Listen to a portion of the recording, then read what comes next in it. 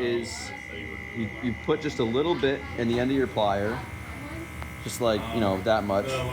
Bend it like that, 90 degrees. And now you put your bent ends up and bend it again like that. Now this, this makes what we call a modified Z-bend. So it goes 90 degrees and then another 90 degrees orthogonal to the first one. Now, if you want to turn this one into a regular Z-bend, all you have to do is put your wire in like that, coming straight up, and then bend it forward like that. And now you have a perfect little Z-bend.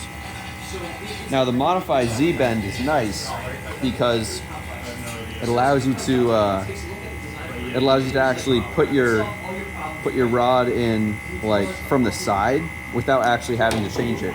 Let me find a servo and show you.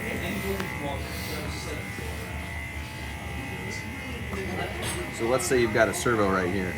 Normally you'd have to, with a regular Z-bend, you have to come in for like this and then wiggle it like that. But with the modified Z-bend, you can easily just pop it in like this, and then you twist it like that.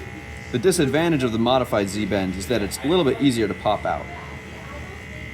All right, that's it.